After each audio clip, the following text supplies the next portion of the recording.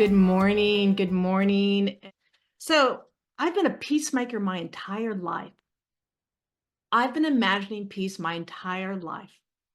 And I have the great privilege, and also it can be very challenging to have a very sensitive, loving heart that doesn't understand the cruelty of the world, that sees that hurt people, that has always imagined peace, which is why I teach mindfulness to children. I've brought in peace programs for the last, since 2007, because I believe that we can imagine and co-create together.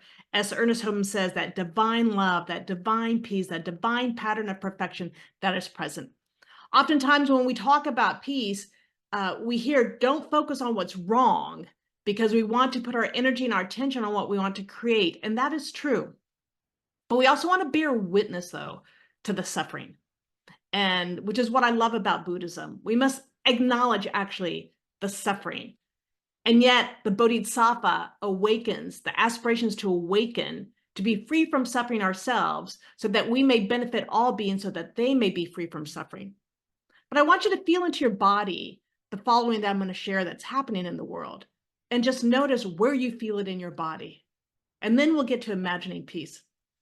So 383,000 children have experienced gun violence. There have been 417 school shootings. I've participated along with kindergartners and all students active shooter drills.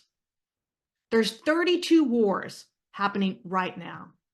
There's ecocide. There's genocide. And yet in my heart, I know that when I bear witness to this suffering, it opens me up to the empathy to then actually be inspired to serve so that all beings may be free from suffering. So I must first acknowledge what's happening, but I'm not going to focus or put my attention to grow that, to be afraid, but to bear witness to the suffering, and then to align in consciousness with the world that I seek to create by also noticing the violence towards myself with thoughts, words, and actions, judgment towards others. And as Father John Deere, who is a peace activist, says so brilliantly, that it's not about spiritual perfection, it's about spiritual progress, that peace is every step. But I do want to share one quote. Roshi Joan Halifax of the Upaya Zen Center is one of my teachers from afar. She's world renowned, she's humble, but boy, she knows, she says it like it is, but she's also about inviting us into being those bodhisattvas, inviting us into being those beings that awaken so that all people may awaken, and that not only do we imagine peace, we actually take action towards peace, as Ernest Holmes said in his prayer. But this is one of her Facebook posts within the last couple of days. And just listen. She says, wanton stupidity and cruelty, to what end? Suffering begets suffering and more suffering.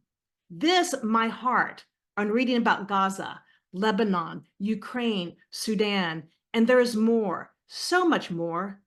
And then there's our country, polarizing tropes generating threat upon threat, leading to harm. May we all work for a kinder, saner world. May we all work for a kinder, saner world. Maya Angelou says, when you know better, you have to do better. So when we bear witness to the suffering, we can then shift into our hearts and imagine what door do we want to walk through that will support the peace in the world that we seek. Father John Deere says, everybody can do something. We all have a spiritual practice, so use it. We can work on nonviolent interpersonal skills, and we can expose the own violence in our hearts and minds towards ourselves and others, as I said earlier. He says, how are you doing on the path of peace? Where are you on the path of peace? Where is nonviolence touching you? And so we begin by noticing within that which is seeming unsettled, that where we're causing our own suffering, that where we're projecting suffering on others. And then we attune to the consciousness of divine love, divine peace, the pattern of perfection, that is God, so that we can consciously co-create the lives we seek to create. So in a gathering Dharma talk with Roshi Joan, she was inviting people like, what would the Bodhisattva do about the ecocide? What would a Bodhisattva do about the war in Ukraine or in Gaza? What would the Bodhisattva do just about the suffering in our own neighborhoods? And a woman, raised her digital hand. She's like, well, I meditate. She goes, but I also call upon these unseen beings and forces. And she goes, is that okay? And Roshi Jones said, what do you think? And the woman says, I think that's part of the process. And Roshi Jones said, absolutely. There are many Dharma doors, meaning the teachings of the Buddha, but it could be the teachings of Ernest Holmes, the teachings of Christ, the teachings of, Krishna. All these open the doors to the possibilities of peace that we begin within in order to imagine the peace in the world. So what does peace feel like? What does peace sound like? What does peace, when you're walking in the world, what do you imagine for peace? So I'm going to invite you just to close your eyes just for a moment and drop yourself, though, into a place that you've seen on the news that really hurts your heart, that really just invites you to awaken into prayer and consciousness about bringing peace into the world. And just imagine that you're sitting there, whatever, I'm going to imagine myself sitting in a neighborhood in Ukraine and the rubble that is left, but also that hope, that resilience, that joy. And then ask yourself, what does peace feel like? Imagine, what would it look like if all of that healed? How would we be in this world? If peace revealed itself fully and completely right now in, through, and as everybody.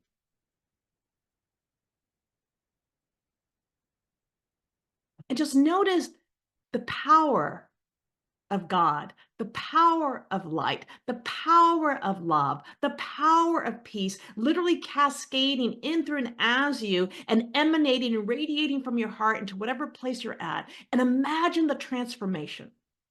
Just imagine it. From the suffering to people connecting, from the sorrows and the cries to the joy and the celebration. Imagine this unfoldment of peace. And what does that feel like?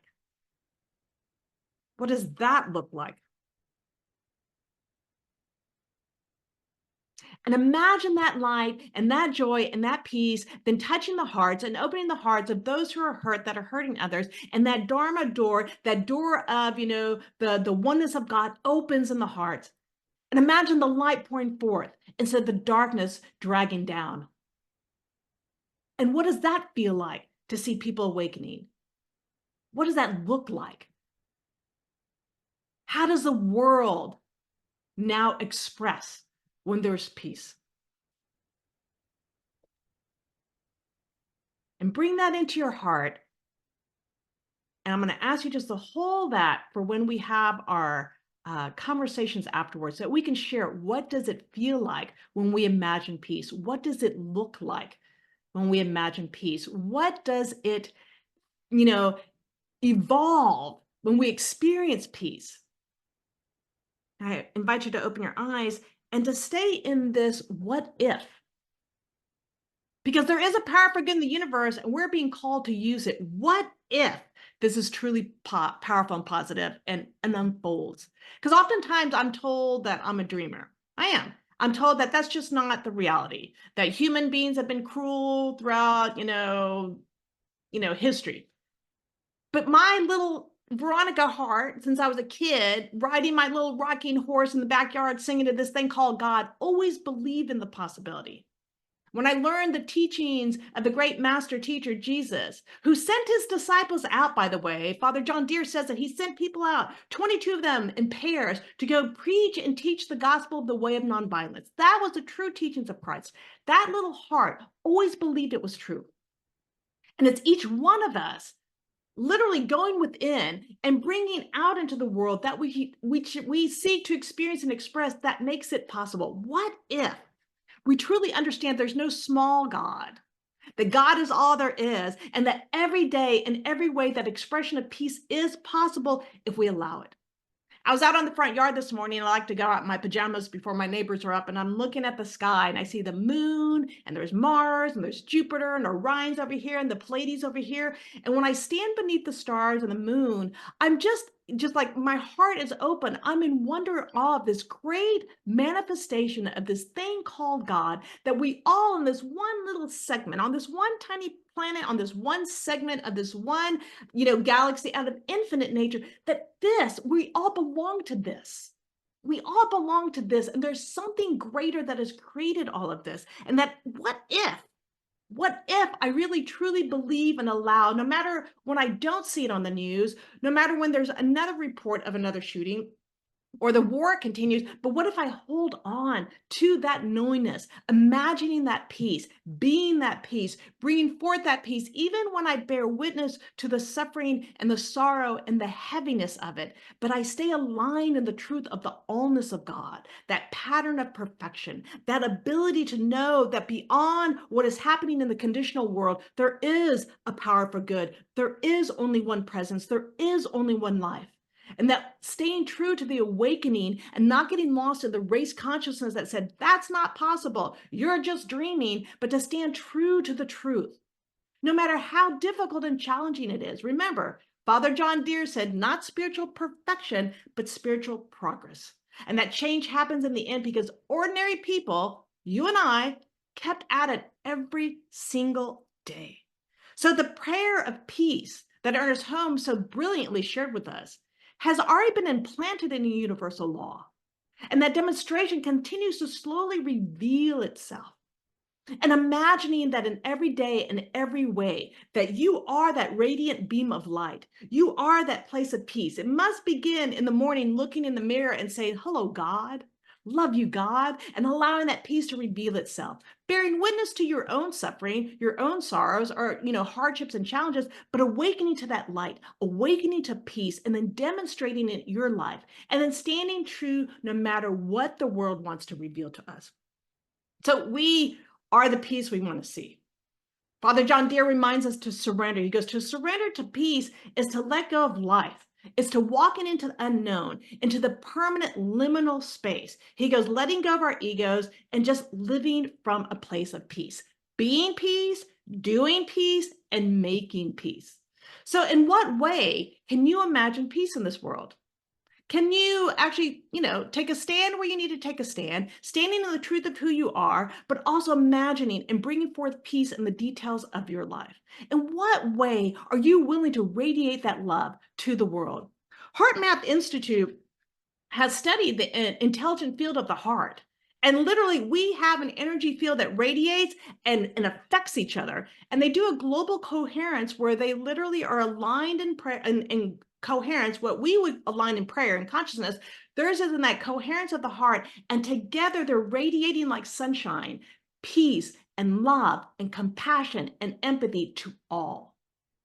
And can you imagine just sitting there in some war-torn place and suddenly you feel this breeze and it feels like someone is like whispering love into your ear, that you feel this one little bit drop of possibility of peace, that there is just this little whisper of truth, that this too shall pass, and that there are people that are awakening so that others can awaken, so then that we could all be free from suffering. Can you imagine a world where art and music and play and joy and creativity is the way, where billions of dollars are poured forth in that instead of war? When we awaken to the truth of the allness and wholeness that is God, that every single person, every single expression is God made manifest, but that people have covered their eyes and their heart with the darkness of conditioned thinking of the other, that when we can see God, feel God, know God, and allow that love, that peace to reveal itself, it is happening every time we stay and stand in that truth. Am I saying that it's easy? No. Is it possible? Absolutely. Is it a practice? Every day, every moment, every breath. And so to be peace and imagine peace, I must allow that to reveal itself. And when I have doubt, that's okay. Ask yourself, what is being called forth in this moment? When I have violence against myself with judgment, it's turning towards that infinite nature of who I am, God, and the quirky, things of being human. But peace in the world happens heart to heart, soul to soul, and our ability to stand in this truth and only this truth and willing to give every day to it. Father John says, he goes, we can't sit back while the world is being destroyed, right? We just can't. Peace is the way. Peace is the way, step by step, breath by breath. So we being the peace in the world, I'm going to read to you, and I'm going to invite you one more time into just closing your eyes. This poem of St. Francis, or this prayer, it's attributed to St. Francis, but he actually didn't write it. But it has been just shifted a little bit in our New Thought way. Because if we're going to imagine peace and we're going to be in the what if about it being possible, then we must recognize that we are the peace. We are the peace. And when we are the peace, we collectively create peace. So close your eyes one more time and just listen to these words. Let these words wash over you. And if you can, if you want to repeat them. Divine Spirit, I am an instrument of peace. Where there is hatred, I sow love. Where there is injury, pardon. Where there is doubt, faith. Where there is despair, hope. Where there is darkness, light. Where there is sadness, joy. Oh, Divine One, know that I am here on the planet, not to be consoled, but to console, to be understood as to understand, to be loved as to love. For it is in giving that we receive, it is in pardoning that we are pardoned. Take a breath. I'm going to read it one more time.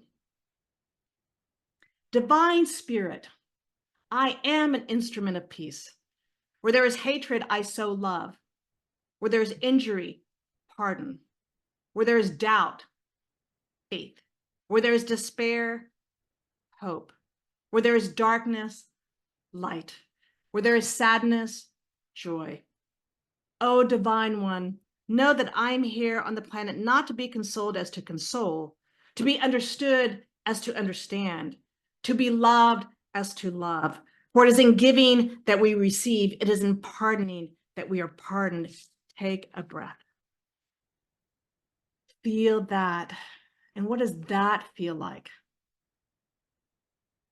compared to when you sat listening to all the suffering? I invite you to open your eyes. Every moment we turn to that truth. Every moment we can tap into the realization of love made manifest. Every moment we're being called to be the light, to bring the light. And in those moments when maybe you are experiencing your own darkness or suffering or health challenge, you allow that light of others to lift you in wholeness. But to imagine peace is to actually be it, do it, create it together, co-creating this world of peace, knowing that there's something far greater than each one of us that's seeking to express, live, and move and has its being.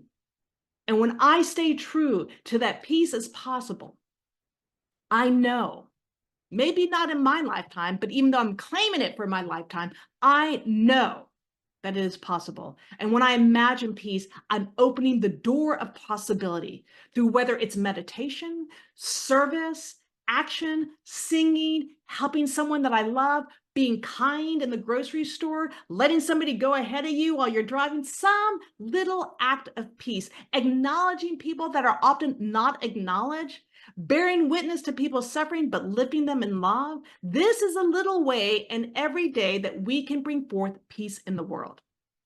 One step, one breath, one opportunity at a time. So taking all that in, just knowing that, Ernest Holmes did say that we must take that into action, that we are the peace, that he declared that each person and leader of thought everywhere, that the divine pattern moves into action form, that we know that love is far more powerful. Peace is what binds us together, and the strength and vitality and the harmony of God that is seeking just to reveal itself, reveals itself now, every moment and every way. I invite you to close your eyes. Let us go within. Let's just take all this in. Just the awareness of bearing witness to the truth that, God is all there is. And in the human experience and condition where there is suffering, that divine light, divine love, divine peace, that pattern of perfection is calling forth to be revealed. I know the one mind that is the mind of God is my mind, every mind that is here now, all beings everywhere, seen and unseen. It is all God. And that which is seeking to reveal reveals itself in, through, and as each one of us, each individualized incarnation of the living spirit. When I imagine peace, I'm saying yes to the universe, that it is possible. When I look at what if, I can stand in the possibilities of potentiality of peace, but also the demonstration of it, breath by breath, step by step. And when I know that I am the space and the place from which peace reveals itself, and each person here knows that they are the space and the place from which peace reveals itself, indeed, peace reveals itself. And that we can walk through this world, in this world, radiating love, radiating kindness, lifting those in the war-torn zones so that they may live in harmony, joy, and prosperity. That all beings everywhere, as living expressions of the divine light and love that is God, actually not only deserve this, but it demonstrates and manifests in, through, and as their lives. The invitation is that each one of us takes one little path of peace and expresses this. The imagination moves into actual demonstration. The demonstration leads into loving kindness and action. And that one person at a time, one drop of love at a time, that indeed peace reveals itself in this beautiful emerald sapphire just globe that we call Mother Earth. There's one place, there's one dot in this universe and these dimensions that is God. That right here, right now, it is so. Take a breath. As you exhale, just let go, knowing that it is making itself known. It's already done in the mind of God, but it's making itself known right here through each one of us. And in great gratitude for the power of peace, and great gratitude for each person who says yes, and great gratitude for the love that is God, I let this word be, knowing that it is activated, demonstrated, and celebrated. And just knowing that it is so. One more breath. As we release, feel this peace and love. And I just say, and let's say it together, and so it is.